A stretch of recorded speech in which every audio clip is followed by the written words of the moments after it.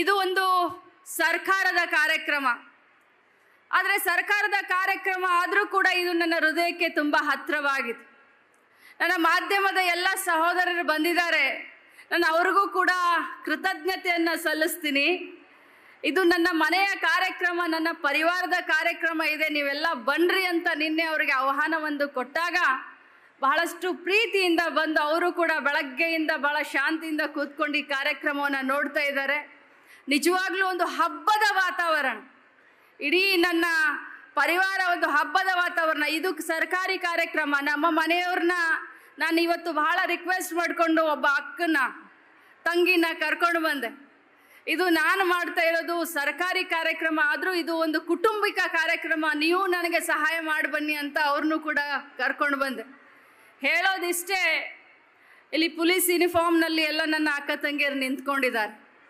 ಇವತ್ತು ಮಹಿಳಾ ಸಮಾಜದ ಬಗ್ಗೆ ಮೊದಲು ಮಾತಾಡ್ತೀನಿ. ಅಂತಾರಾಷ್ಟ್ರೀಯ ಮಹಿಳಾ ದಿನಾಚರಣೆಯನ್ನು ಆಚರಣೆ ಮಾಡ್ತಾ ಇದೆ. ಮನೆಯಲ್ಲಿರುವಂಥ ಮಹಿಳೆಯನ್ನು ಹಿಡ್ಕೊಂಡು ಇಲ್ಲಿ ಕೆಲಸ ಮಾಡ್ತಾ ಇರುವಂಥ ನನ್ನ ಪೊಲೀಸ್ ಇಲಾಖೆಯ ಅಧಿಕಾರಿಗಳನ್ನ ಹಿಡ್ಕೊಂಡು ಇವತ್ತು ಮಹಿಳೆ ಸಬಲೆಯಾಗಿ ಇವತ್ತು ಮನೆಯನ್ನ ನಡೆಸುವಂತ ನಿರ್ಧಾರವನ್ನ ತೆಗೆದುಕೊಂಡಿದ್ದಾಳೆ. ಅದಕ್ಕೋಸ್ಕರ ಇವತ್ತು ಗರ್ಭಿಣಿಯರ ಸೀಮಂತ ಕಾರ್ಯಕ್ರಮವನ್ನು ಮಾಡಿ ಹಿಂದೂಸ್ತಾನವು ಎಂದೂ ಮರೆಯದ ಒಂದು ಮಗುವನ್ನ ನೀನು ಹೆರಮ್ಮ ಅಂತ ಹೇಳಿ ನಾವು ಆಶೀರ್ವಾದ ಮಾಡ್ತಾ ಇದ್ವಿ. ಯಾಕಂತಂದ್ರೆ ಇವತ್ತು ಹೆಣ್ಣಾಗ್ಲಿ ಗಂಡಾಗ್ಲಿ ಸಮಾನ ಅನ್ನುವಂತ ಏನು ಬಸವಣ್ಣನವರ ತತ್ವದ ಅಡಿಯಲ್ಲಿ ಸಿದ್ದರಾಮಯ್ಯನವರ ಸರ್ಕಾರ ಕಾರ್ಯಕ್ರಮವನ್ನು ರೂಪಿಸುತ್ತೆ.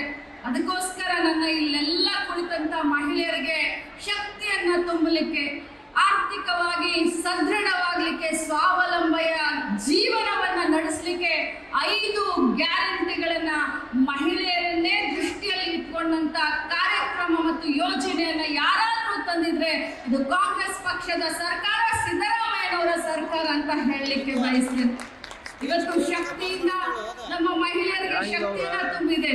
ಫ್ರೀ ಬಸ್ನಲ್ಲಿ ಮತ್ತು ಗೃಹಲಕ್ಷ್ಮಿ ನನ್ನ ಇಲಾಖೆಯಿಂದ ತಮ್ಮ ಮನೆ ಬಾಗಿಲಿಗೆ 2,000 ರೂಪಾಯಿಯನ್ನು ಹಾಕಿ ಅಲ್ಪ ರೂಪದ ಸಹಾಯವನ್ನು ತಮ್ಮ ಕುಟುಂಬಕ್ಕೆ ಮಾಡ್ತಾ ಇದ್ದೀವಿ. ಅದೇ ರೀತಿ ನಮ್ಮ ಗೃಹ ಜ್ಯೋತಿ ಕಾರ್ಯಕ್ರಮದಿಂದ ತಮಗೆ ಕರೆಂಟ್ ಬಿಲ್ ಬರದ ಹಾಗೆ ನಾವು ಎಚ್ಚರಿಕೆಯನ್ನು ವಹಿಸ್ಕೊಳ್ತಾ ಇದ್ದೀವಿ. ಬಂಧುಗಳೇ, ಇವತ್ತು ಮಹಿಳೆಯರ ಬಗ್ಗೆ ನಮ್ಮ ಇಲಾಖೆಯಿಂದ ನಾನು ಮಂತ್ರಿ ಆದ ಮೇಲೆ ಅನೇಕ ಹೊಸ ರೂಪವನ್ನು ಕೊಡಲಿಕ್ಕೆ ಪ್ರಯತ್ನ ಮಾಡಿದ್ದೇನೆ. ಅದರಲ್ಲೂ ಅಂಗನವಾಡಿಗಳಿಗೆ ಹೊಸ ರೂಪವನ್ನು, ಹೈಟೆಕ್ ರೂಪವನ್ನು ಕೊಡಬೇಕು ಅಂತ ಹೇಳಿ ನಮ್ಮ ಅಂಗನವಾಡಿಗಳನ್ನು ಸರ್ಕಾರಿ ಮಾಂಟೆಸರಿಗಳನ್ನಾಗಿ ಮಾಡಲಿಕ್ಕೆ ಸರ್ಕಾರದ ವತಿಯಿಂದ ಎಲ್ಲ ರೀತಿಯಾದಂಥ ಕ್ರಮವನ್ನು ನಾವು ತೆಗೆದುಕೊಳ್ತಾ ಇದ್ದೀವಿ. ಇವತ್ತು ಇಲ್ಲಿ ಮಹಿಳೆಯರಿಗೆ ಸೀಮಂತವನ್ನು ಮಾಡಿದೆ. ನಾನು ಮೊದಲು ನಿಮ್ಮ ಮನೆಯವರಿಗೆ ಅಂದರೆ ನಿಮ್ಮ ಯಜಮಾನರಿಗೆ ತಮಗೆ ಒಂದು ಸಣ್ಣ ಕಥೆಯನ್ನು ಹೇಳಲಿಕ್ಕೆ ಬಯಸ್ತೇನೆ. ಮಾಧ್ಯಮದ ಸಹೋದರರು ಇಲ್ಲೇ ಇದ್ದಾರೆ. ಮಹಾಭಾರತದಲ್ಲಿ ಶ್ರೀಕೃಷ್ಣ ಪರಮಾತ್ಮನು ತನ್ನ ಸಹೋದರಿಯಾದಂಥ ಸುಭದ್ರೆಗೆ, ತಮಗೂ ಎಲ್ಲರಿಗೂ ಗೊತ್ತಿದೆ, ನಾವೆಲ್ಲರೂ ಕೂಡ ನಮ್ಮ ದೇಶದ ಸಂಸ್ಕೃತಿಯನ್ನು ನಾವೆಲ್ಲರೂ ಗೊತ್ತು ನಮಗೆ. ಸುಭದ್ರೆಗೆ ಕುರುಕ್ಷೇತ್ರದ ಬಗ್ಗೆ, ಕುರುಕ್ಷೇತ್ರದ ಯುದ್ಧದಲ್ಲಿ ಯಾವ ರೀತಿ ನಾವು ಗೆಲ್ತೀವಿ ಅಂತ ಸುಭದ್ರೆಗೆ ಶ್ರೀಕೃಷ್ಣ ಪರಮಾತ್ಮ ಹೇಳುವಂಥ ಸಂದರ್ಭದಲ್ಲಿ ಸುಭದ್ರೆ ಬಸುರಿ ಹೆಣ್ಮಗಳಾಗಿರ್ತಾಳೆ. ಅದೇನೋ ಗೊತ್ತಿಲ್ಲ, ಶ್ರೀಕೃಷ್ಣ ಕುರುಕ್ಷೇತ್ರದ ಬಗ್ಗೆ ಮಾತನಾಡುವಂಥ ಸಂದರ್ಭದಲ್ಲಿ ಸುಭದ್ರೆ ನಿದ್ದೆಗೆ ಜಾರ್ತಾಳೆ.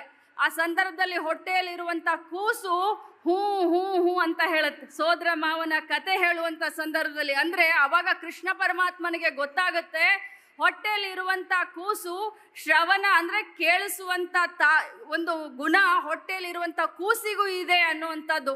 ಅದಕ್ಕೆ ನಾವೆಲ್ಲ ಹಿರಿಯರು ಹೇಳ್ತಾರೆ, ನನಗೂ ಕೂಡ ನಮ್ಮ ತಾಯಿ ಹೇಳ್ತಾ ಇದ್ಲು, ಬಸುರಿ ಹೆಣ್ಮಕ್ಳಿದ್ದಾಗ ಒಳ್ಳೆಯದನ್ನು ನಾವು ನೋಡಬೇಕು, ಒಳ್ಳೆಯದನ್ನು ನಾವು ಕೇಳಬೇಕು, ಒಳ್ಳೆಯದನ್ನು ನಾವು ಊಟ ಮಾಡಬೇಕು. ಆವಾಗ ನಮ್ಮ ಹೊಟ್ಟೆಯಲ್ಲಿ ಇರುವಂಥ ಮಕ್ಕಳಿಗೂ ಕೂಡ ಅದೇ ಗುಣಧರ್ಮ ಬರುತ್ತೆ. ನಿಮ್ಮ ಮನೆಯಲ್ಲಿ ನಿಮ್ಗೆಲ್ಲರಿಗೂ ಹೇಳ್ತಾರಲ್ಲ, ಕೆಟ್ಟದನ್ನು ನೋಡಬೇಡ್ರಿ ಅಂತ ಹೇಳ್ತಾರೋ ಇಲ್ಲೋ? ನಾನು ಎಲ್ಲರಿಗೂ ಒಂದೇ ವಿಚಾರವನ್ನು ಹೇಳಲಿಕ್ಕೆ ಬಯಸ್ತೇನೆ. ನೀವು ನಮ್ಮ ಭಾರತ ದೇಶದ ಭವಿಷ್ಯವನ್ನು ತಮ್ಮ ಮಡಿಲಿನಲ್ಲಿ ಇಟ್ಕೊಂಡಿದ್ದೀರಾ. ನೀವು ಸದೃಢವಾಗಿರಿ, ಉತ್ತಮ ಪ್ರಜೆಯನ್ನು, ಒಳ್ಳೆ ಸಂಸ್ಕೃತಿಯನ್ನು ಕೊಟ್ಟು ನಮ್ಮ ಭಾರತ ದೇಶಕ್ಕೆ, ಕರ್ನಾಟಕ ರಾಜ್ಯಕ್ಕೆ ತಾವು ಕೊಡುಗೆಯನ್ನು ಕೊಡಿ. ತಮಗೆ ಆ ಭಗವಂತ ಆಯುರಾಶ್ವರ್ಯ ಕೊಟ್ಟು ಒಂದು ಸದೃಢವಾದಂಥ ಆರೋಗ್ಯವಂತವಾದಂಥ ಮಗುವನ್ನು ತಮಗೆ ಕರುಣಿಸಲಿ ಅಂತ ಕೇಳ್ತಾ, ಇನ್ನು ವಿಶ್ವ ವಿಕಲಚೇತನರ ದಿನಾಚರಣೆ ಅಂಗವಾಗಿ ನಮ್ಮ ಕ್ಷೇತ್ರದಲ್ಲಿ ಸುಮಾರು 100 ವಿಕಲಚೇತನರಿಗೆ ನಾವು ಯಂತ್ರಚಾಲಿತ 3 ವೀಲರನ್ನು ಕೊಡುವುದರ ಮುಖಾಂತರ ಬ್ಯಾಟ್ರಿ ಚಾಲಿತ, ಯಾಕಂದರೆ ಮನೆಯಲ್ಲಿ ಅವ್ರಿಗೆ ಓಡಾಡಲಿಕ್ಕೆ ಸೈಕಲ್ನಿಂದ ತೊಂದರೆ ಆಗುವಂಥ ಸಂದರ್ಭದಲ್ಲಿ, ಹೊರಗಡೆ ತೊಂದರೆ ಆಗುವಂಥ ಸಂದರ್ಭದಲ್ಲಿ ಪ್ರಥಮ ಬಾರಿಗೆ ಬ್ಯಾಟ್ರಿ ಚಾಲಿತ ವೀಲ್ ಚೇರ್ಗಳನ್ನು ಕೊಡ್ತಾ ಇದ್ದೀವಿ. ಅದೇ ರೀತಿ ಬ್ರೇಲ್ ಲ್ಯಾಪ್ಟಾಪನ್ನು, ಬ್ರೇಲ್ ವಾಚನ್ನು ಕೂಡ ಇವತ್ತು ನಮ್ಮ ವಿಕಲಚೇತನರಿಗೆ ನಾವು ಕೊಡ್ತಾ ಇದ್ದೀವಿ. ಅದರ ಜೊತೆಯಲ್ಲಿ ವಿಶ್ವ ಹಿರಿಯ ನಾಗರಿಕರ ದಿನಾಚರಣೆ, ನಮ್ಮ ಹಿರಿಯ ನಾಗರಿಕರ ಒಂದು ಕಮಿಟಿ ಕೂಡ ಇದೆ. ಜಿಲ್ಲಾ ಅಧ್ಯಕ್ಷರು ಮತ್ತು ಉಪಾಧ್ಯಕ್ಷರು ಬಂದಿದ್ದಾರೆ. ಅವರ ನೇತೃತ್ವದಲ್ಲಿ ಅನೇಕ ಕಾರ್ಯಕ್ರಮಗಳು ವರ್ಷ ಪೂರ್ತಿಯಾಗಿ ನಡೆದಿವೆ. ಅವ್ರಿಗೂ ಕೂಡ ಸನ್ಮಾನ ಮಾಡುವಂಥ ಮತ್ತು ಅನೇಕ ಕಾಂಪಿಟೇಷನ್ನ ಅವ್ರು ಮಾಡಿರ್ತಾರೆ, ಅವರು ಗೆದ್ದಂಥ ಬಹುಮಾನವನ್ನು ಕೊಡುವಂಥ ಕಾರ್ಯಕ್ರಮವನ್ನು ಕೂಡ ನಾವು ಇವತ್ತು ಮಾಡಿದ್ದೀವಿ. ನನಗೆ ಅರ್ಥ ಆಗುತ್ತೆ, ಸುಮಾರು 2 ಆಗ್ತಾ ಬಂದಿದೆ. ತಮಗೆಲ್ಲರಿಗೂ, ಅದರಲ್ಲೂ ಬಸುರಿ ಹೆಣ್ಮಕ್ಳಿಗೆ, ಗರ್ಭಿಣಿ ಹೆಣ್ಮಕ್ಳಿಗೆ ಹೊಟ್ಟೆ ಜಾಸ್ತಿ ಹಸು ಆಗ್ತೈತಿ. ಯಾಕಂದ್ರೆ ಒಬ್ಬರದಲ್ಲ ಊಟ, ಇಬ್ಬರದು ಊಟ ಅಲ್ಲ. ಯಾರ್ಯಾರಿಗೆ ಹಸುವಾಗಿದೆ ಕೈ ಎತ್ತಿರಿ ನೋಡೋಣ. ಎಲ್ಲರಿಗೂ ಆಗಿದೆ. ನಾನೇ ಮೊದಲು ಕೈ ಎತ್ತೀನಿ, ನನಗೆ ಹಸು ಆಗಿದೆ. ಭಾಳ ಅತ್ಯುತ್ತಮವಾದಂಥ ಕಾರ್ಯಕ್ರಮವನ್ನು ನಮ್ಮ ಇಲಾಖೆಯ ಉಪನಿರ್ದೇಶಕರು ನಮ್ಮ ನಾಗರಾಜ್ ಅವರು ಮತ್ತು ನಮ್ಮ ಕ್ಷೇತ್ರದ, ನಮ್ಮ ತಾಲೂಕಿನ CDPO ಆದಂಥ ಸುಮಿತ್ರಾ ಅವರು ಮತ್ತು ಇಲಾಖೆಯ ಎಲ್ಲ ಅಧಿಕಾರಿಗಳು, ಅವರ ಬಗ್ಗೆ ನಾನು ಹೇಳಲ್ಲ ಅಂತಂದರೆ ತಪ್ಪಾಗುತ್ತೆ. ಈ ಕಾರ್ಯಕ್ರಮವನ್ನು ವಿಶೇಷವಾಗಿ ಅಚ್ಚುಕಟ್ಟಾಗಿ ರಾತ್ರಿ ಹಗಲಿ ಕೆಲಸ ಮಾಡಿ ಸರ್ಕಾರಕ್ಕೆ, ಇಲಾಖೆಗೆ ಒಳ್ಳೆ ಹೆಸರನ್ನು ತಂದುಕೊಡ್ಲಿಕ್ಕೆ ಮತ್ತು ನನ್ನ ಕನಸಿನ ಈ ಒಂದು ಕಾರ್ಯಕ್ರಮವನ್ನು ಭವ್ಯವಾದಂಥ ಒಂದು ಅದ್ಭುತವಾದಂಥ ಒಂದು ಕಾರ್ಯಕ್ರಮವನ್ನು ಮಾಡಲಿಕ್ಕೆ ನನ್ನ ಮಹಿಳಾ ಮತ್ತು ಮಕ್ಕಳ ಕಲ್ಯಾಣ ಇಲಾಖೆ ಎಲ್ಲ ಅಧಿಕಾರಿಗಳು, ಅಂಗನವಾಡಿ ಕಾರ್ಯಕರ್ತೆಯರನ್ನ ಹಿಡ್ಕೊಂಡು, ಸಹಾಯಕಿಯರನ್ನ ಹಿಡ್ಕೊಂಡು, ನಿರ್ದೇಶಕರನ್ನ ಹಿಡ್ಕೊಂಡು, ಎಲ್ಲ CDPOಗಳನ್ನ ಹಿಡ್ಕೊಂಡು, ಸೂಪರ್ವೈಸರ್ಗಳನ್ನ ಹಿಡ್ಕೊಂಡು, PD ಅವ್ರನ್ನ ಹಿಡ್ಕೊಂಡು ಪ್ರತಿಯೊಬ್ಬರು ಕೂಡ ಕಾಯ ಮನಸ ವಾಚ ಈ ಕಾರ್ಯಕ್ರಮದಲ್ಲಿ ಮನಸ್ಸು ಕೊಟ್ಟು ಮಾಡಿದಿರೋದ್ರಿಂದ ಇಷ್ಟೊಂದು ಭವ್ಯವಾದಂಥ ಕಾರ್ಯಕ್ರಮ ಇವತ್ತು ನಾವು ಮಾಡಲಿಕ್ಕೆ ಸಾಧ್ಯ ಆಯ್ತು. ನಾನು ಮಾಧ್ಯಮದವರು ನನ್ನನ್ನು ಕೇಳ್ತಾ ಇದ್ರು, ಅಕ್ಕ ಜಿಲ್ಲೆಗೆ ಅಷ್ಟೇ ಸೀಮಿತನ ಮುಂದಿನ ಕಾರ್ಯಕ್ರಮ ಅಂತ. ಈ ಕಾರ್ಯಕ್ರಮವನ್ನು ನೋಡಿದ್ರೆ ನನಗೆ ಮುಂದಿನ ಮಾರ್ಚ್ ತಿಂಗಳಿಗೆ ಪ್ರತಿಯೊಂದು ಜಿಲ್ಲೆಯಲ್ಲಿ ಈ ಕಾರ್ಯಕ್ರಮವನ್ನು ನಾವು ಮಾಡಲಿಕ್ಕೆ ಸರ್ಕಾರಿ ಆದೇಶವನ್ನು ಹೊರಡಿಸ್ತೀವಿ ಅಂತ ಹೇಳ್ತಾ, ಅತ್ಯಂತ ಯಶಸ್ವಿಯಾದಂಥ ಈ ಕಾರ್ಯಕ್ರಮ ತಮ್ಮೆಲ್ಲರಿಗೂ ಕೂಡ ಅಭಿನಂದನೆ ಸಲ್ಲಿಸ್ತೀನಿ. ಇನ್ನು ತುಂಬ ವಿಚಾರಗಳಿತ್ತು ಮಾತನಾಡಬೇಕಂತ, ಆದರೆ ತಮಗೂ ಎಲ್ಲರಿಗೂ ಗೊತ್ತಿದೆ, ನನಗೂ ಆಕ್ಸಿಡೆಂಟ್ ಆಗಿ 1.5 ತಿಂಗಳ ಮನೆಯಲ್ಲಿ ರೆಸ್ಟ್ ತಗೊಂಡು ಈಗ ತಾನೇ ಹೊರಗಡೆ ಬಂದಿದ್ದೀನಿ.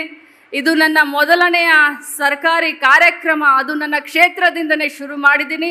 ತಮ್ಮೆಲ್ಲರ ಆಶೀರ್ವಾದ ಸಹಕಾರದೊಂದಿಗೆ, ದೇವರ ಆಶೀರ್ವಾದದೊಂದಿಗೆ ಪುನರ್ಜನ್ಮ ನನಗೆ ಸಿಕ್ಕಂತಾಗಿದೆ. ತಮ್ಮೆಲ್ಲರ ಸೇವೆಯನ್ನು ಮಾಡುವಂಥ ಅವಕಾಶವನ್ನು ದಿನದ 12-13 ಗಂಟೆ ತಮಗೆ ಮೀಸಲಿಟ್ಟು ಖಂಡಿತವಾಗ್ಲೂ ನನ್ನ ಸೇವೆಯನ್ನು ಮಾಡ್ತೀನಿ.